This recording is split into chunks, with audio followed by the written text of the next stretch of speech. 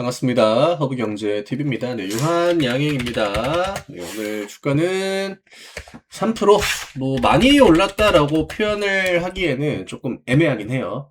네, 다만, 지금 유한양행한테 절대 나오면 안 되는 패턴. 저점을 또 한 번 찍는 거. 지금은 무슨 수단과 방법을 동원하더라도 저점을 높여 나가야 됩니다.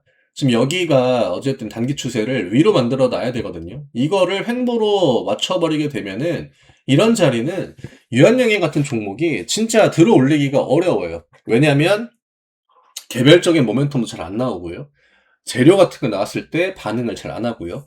바이오가 좋을 때는 또 코스피에 있는 종목이기 때문에 그 흐름을 쉽게 따라가지 못하고요.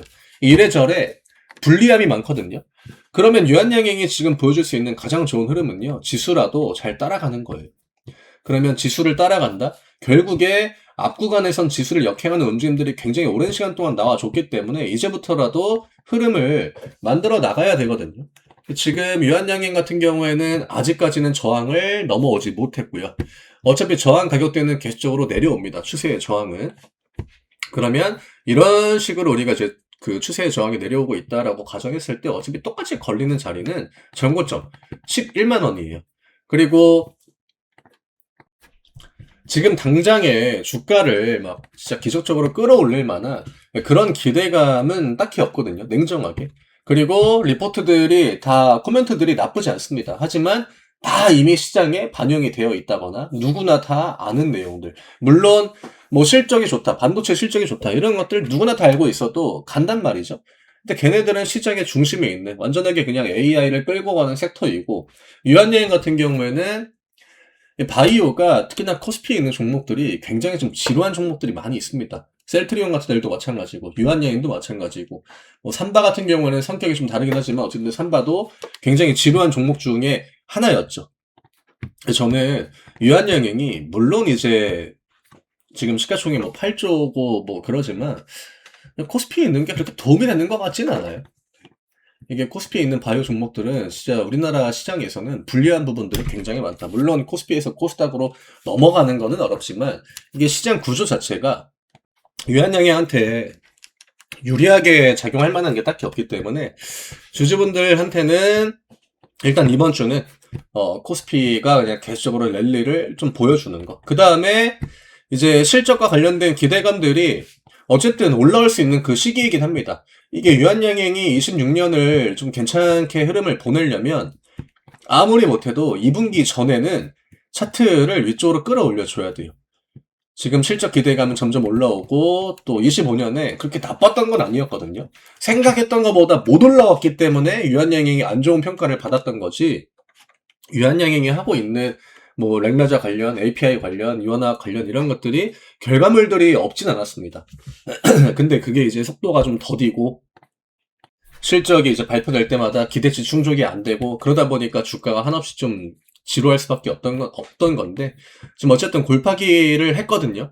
네, 이런 골파기 이후에 다시 한번 원래 자리로 들어오게 되면 어쨌든 그때부터는 또 탄력이 올라가는 그런 또 케이스들이 대형주에서 많이 나오니까 결국 핵심은 이 자리를 뚫어줘야 된다라는 거예요. 이 캔들 영역 안으로 어쨌든 간에 이렇게 시장 좋을 때 비집고 들어가야 된다라는 겁니다. 이 구간을 확보를 하는 게 유한양행한테는 어쨌든 1분기 가장 중요하다. 우리가 25년까지는 그래 속았다라는 관점으로 좀만 더 지켜보겠다. 마지노선을 어쨌든 1분기 정도로 잡았죠. 내가 진짜 이것만 아니었어도 이 시장이 좋을 때 수익을 많이 냈을 것 같고 내가 다른 거 샀다고 하면 이 결과가 달라졌을 것 같은데 그런 생각들을 다 뻔하게 하고 계실 거란 말이죠.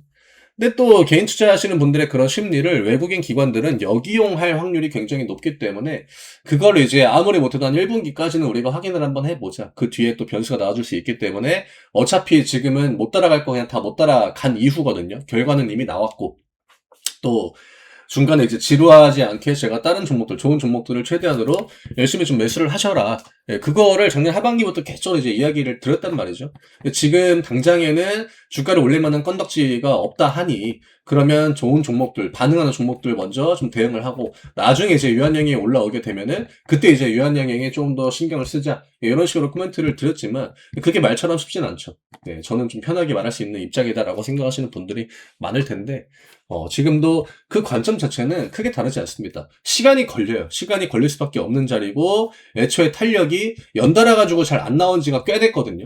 이게 양봉이 막 일주일 동안 이어지고, 뭐 2주 동안 이어지고, 물론 중간에 뭐 음봉 한 개, 두 개 정도는 나오겠지만, 연속된 양봉 이런 것들이 최근에 거의 없기 때문에, 끼끼맞자 양봉 한번 세게 나오고 그 이후로는 딱히 없죠. 심지어 양봉이 뭐 4개 연속으로 나온 적도 없습니다. 지금 보시면은. 대부분 많이 올라갔을 때가 3거래일 양봉, 그 다음에 조정이에요. 그리고 가격 밑으로 내려오고. 근데 이 구간을 뚫어내려면 어쨌든 물리적인 시간, 이런 것들이 필요하기 때문에 지금은 좀 호흡을 좀 길게, 아무리 못해도 한 2월 3일까지는 내가 한번 이 3월 말까지는 흐름을 좀 더 보겠다. 그리고 이번 이제 실적 기대감에서 다음 실적에 대한 기대감, 이게 얼마나 강하게 연결되는지가 중요합니다. 이번 4분기 실적은 중요하지 않아요. 어차피 다 또 오픈이 돼 있는 거나 마찬가지이기 때문에. 다만 1분기 실적에 대한 기대감, 2분기 실적에 대한 기대감, 이거를 잘 연결을 시켜야, 그래야 이제 이런 가격대를 넘어갈 수 있다라고 하는 거죠. 근데 저는 지금 흐름만 보면은 그 시나리오는 어느 정도 가능하다라고 봅니다. 원체 지금 랭가자를 해놓고 계속적으로 주가가 10만 원 초반대에서는 움직였기 때문에 지금 주가에 대한 부담이 있는 자리다라고 보진 않고요. 다만 시간이 너무 지루하기 때문에 그 부담감이 존재한다 뿐이지, 진짜 내가 시간 투자를 하는 거에 대해서 부담이 없다라고 하시면, 지금 가격만 놓고 보면 그렇게 불리한 자리는 아니다라고 생각을 해요. 근데 늘 우리는 비교를 하고 상대평가를 하고, 누구는 저렇게 가는데 얘는 이렇게 올라가는데, 예, 그것 때문에 지수가 이렇게 올라가는데, 그것 때문에 그런 거거든요. 물론 시장의 흐름을 이렇게 못 따라가는 것도 굉장히 좀 비정상적인 흐름이긴 합니다. 네. 뭐 지금 올라간 종목들이 다 실적 기대감이 좋아가지고 올라가는 건 아니기 때문에 그런 생각 충분히 하실 수 있어요. 다만 유한양행이 갖고 있는 어떤 그 불리함, 특히나 코스피에 있는 바이오가 갖고 있는 불리함, 이런 것들을 좀 감안을 하시고, 또 메인 섹터, 반도체 이런 애들이 너무 더 강하기 때문에 걔네들이 조정을 줄 때가 어쨌든 간에 기회가 될 수밖에 없을 것 같고요.